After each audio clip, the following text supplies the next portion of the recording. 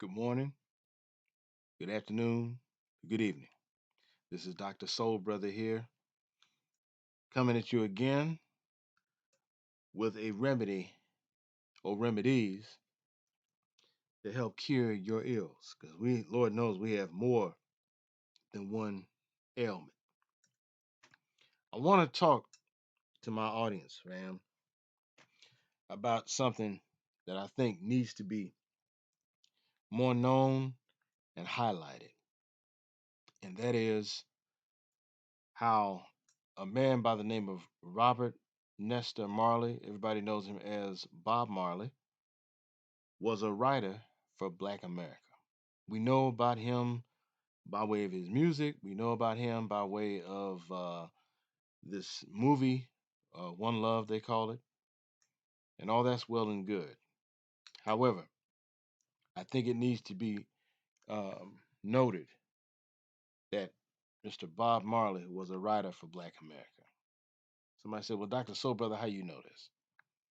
Here's how. Um, you notice when it comes to books that have been written, when it comes to documentaries that have been done, and even this movie that's been done most recently, One Love, with an exception of one documentary in particular, Rebel Music, that was a PBS documentary. I mean, they'll maybe talk about him in spending time in Delaware with his mother, which he did, um, and all of that. And if you listen, watch carefully in the Rebel Music documentary that was done um, in PBS, a man by the name of Roger Steffens. He's a white American who he's the closest who comes into going into the impact of living in the United States having on Bob Marley and his music subsequent to that. But for the most part, when they do talk about him and his time in the U.S., they do a drive by with it by comparison. Now let me explain something. Bob Marley was born February 6, 1945, in St. Anne, Jamaica. And later during his youth, when he was, I believe, about 12 years old, preteen, he and his mother moved from the country to Kingston and was in Trenchtown, the part of Kingston, which is the ghetto part of Kingston. And that's where he spent the rest of his youth. And this is where he interfaced with other people who had aspirations to go into music. And this is where he meets his Peter Tosh, and this is where he's with Bunny Wailer, whose birth name is Neville Livingston. Well, what's interesting about that is there was a point where Bunny Wailer and Bob Marley had connected in St. Anne. That's a whole nother conversation. But Bunny Wailer was from Kingston and had moved to St. Anne, so they met each other in the country. This is before Bob Marley comes to the city. And Peter Tosh, who was from Westmoreland, Jamaica, moves to Trenchtown during Bob Marley's youth, and that's how they connect with him. But here's the main point Dr. Soul Brother wants to make here: that when they, as youngsters, gravitate towards, I mean, they were listening to all kind of music. They were listening to American music that was done by white Americans and Black Americans, but it was the Black American music that heavily influenced them, and you can tell by the way they sang, the way they harmonized, etc. And a man in the neighborhood in Trenchtown by the name of Joe Higgs was their vocal coach slash tutor, and he mentored them. And he would give them records to listen to, and so it's a combination of Joe Higgs, who was their vocal coach and slash tutor in um, Trenchtown, as well as Mr. Coxon Dodd, Clement Dodd, who was AKA Coxon Dodd, who was a record producer. Well, he was a sound system man slash record producer in the city, and they signed up with his Studio One label. And by extension, Mr. Dodd gave them um, Coach Records, if you will. Um, they got exposed to American music by way of the sound system because a lot of the records uh,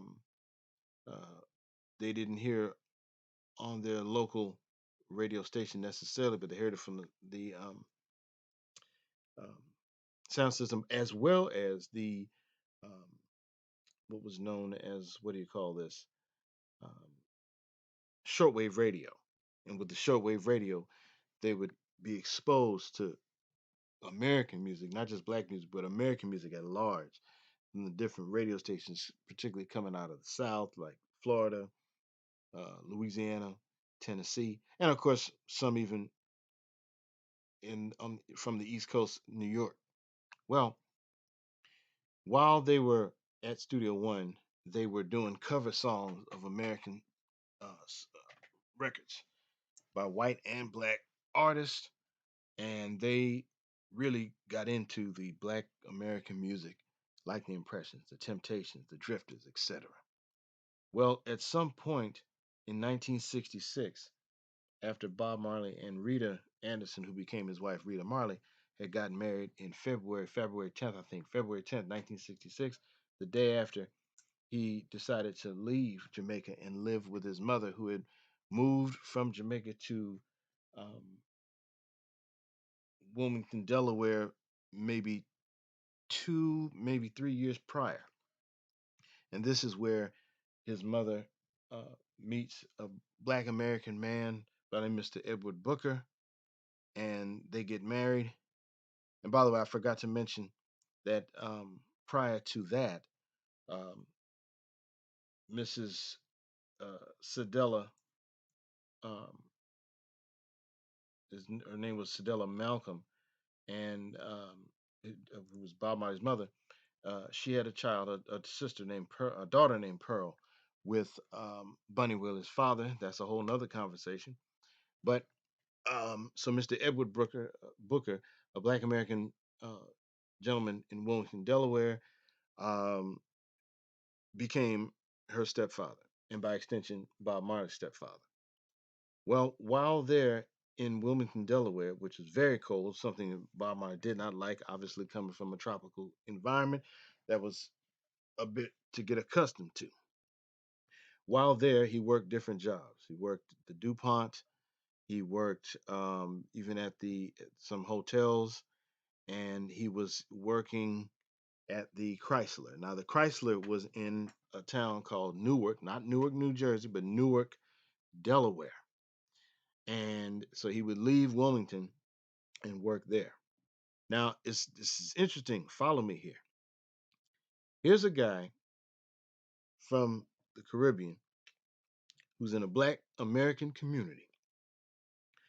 And what was happening in the United States at that time? The Civil Rights Movement. Civil Rights Movement was in full swing. Again, this is 1966. This is the same year that James Meredith is shot by some racists down south. Um, and this is also the same year that a young man in Tuskegee was shot and killed by a racist. This happened a month before Bob Marley got to um, Delaware, but that was happened in January 1966. Folk might want to look that up. And not to mention things that were happening in the Wilmington, Delaware community that, in my estimation, has not really been explored. But long story short, here Bob Marley is exposed to the racial climate in the country at the time. Undoubtedly, he was watching the news. Um, so you had him watching the news. He spent February through October of 1966 in Wilmington, Delaware. So again, he's watching the news. He's being exposed to what's happening there in Wilmington at that time. And not to mention this.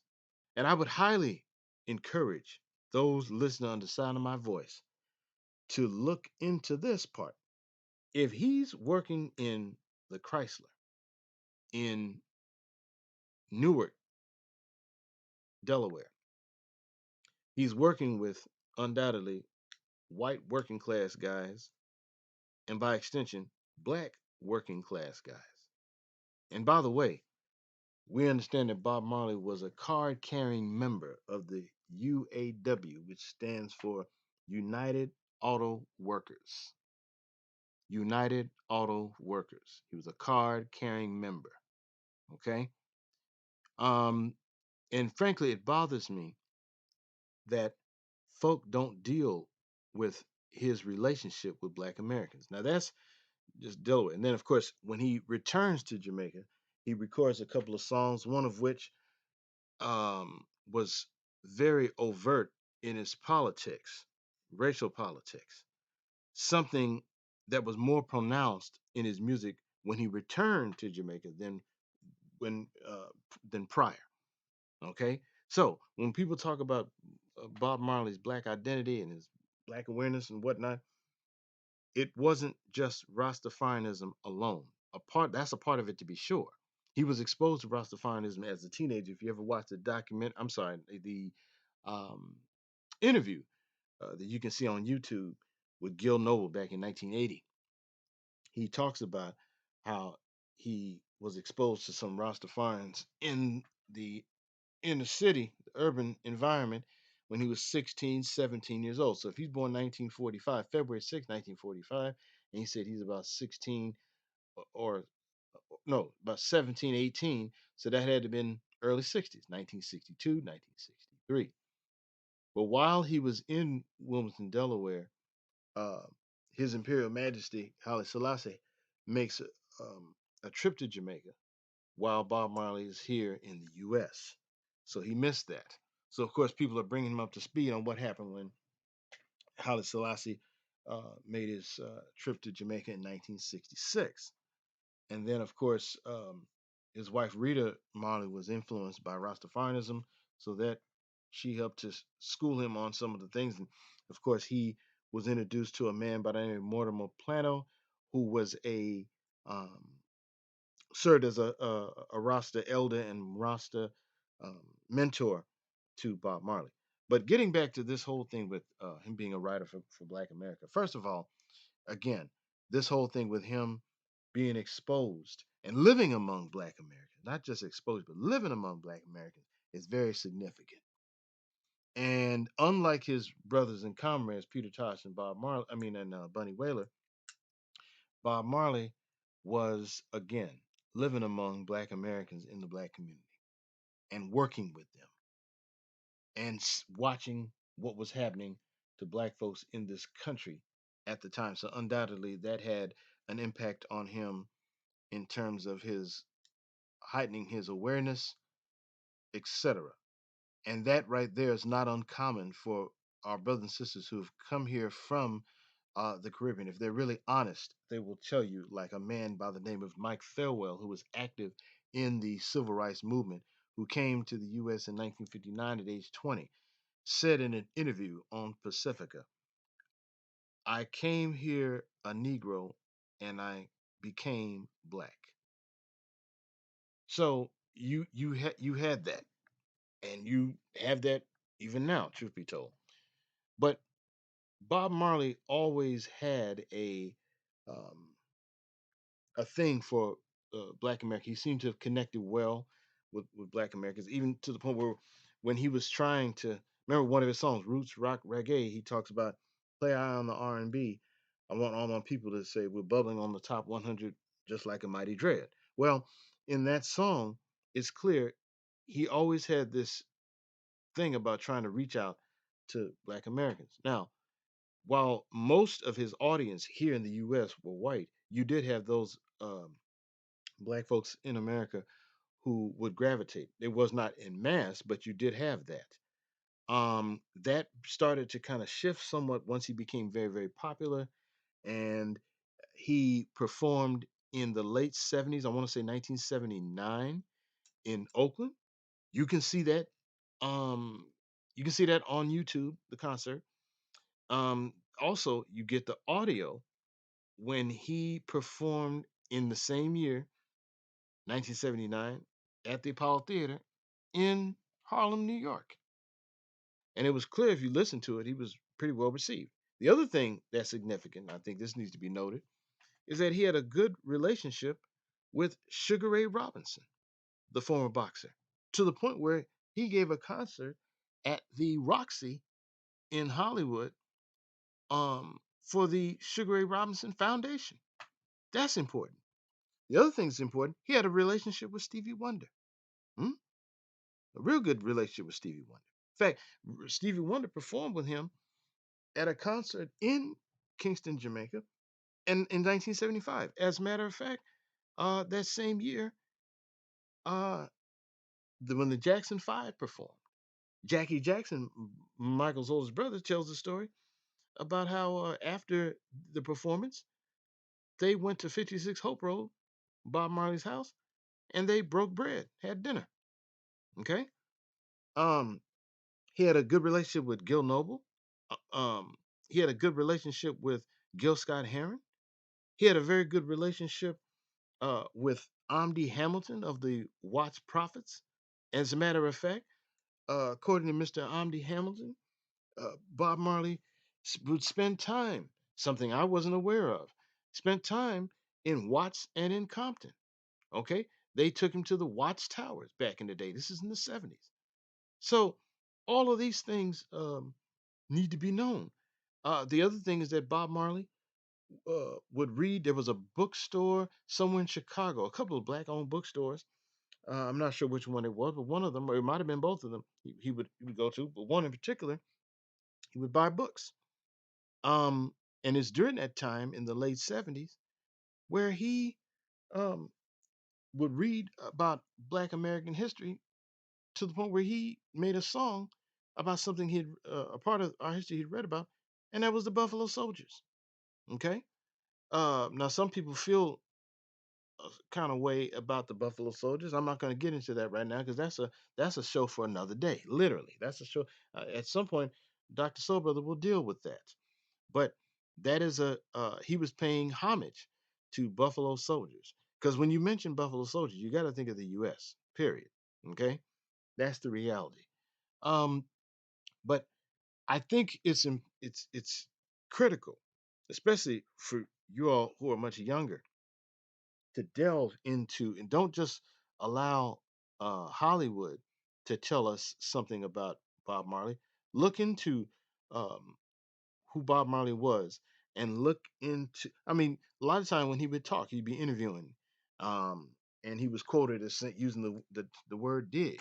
You know, you dig what I say, or I don't dig that, or you dig. Well, clearly that comes from here.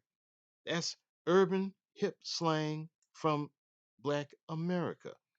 Someone told me that there's an audio tape that's floating around somewhere. I don't know where it is, but where Bob Marley, uh, it was clear that he connected very, very well when it came to the language. Oh no, Bob Marley was a soul brother.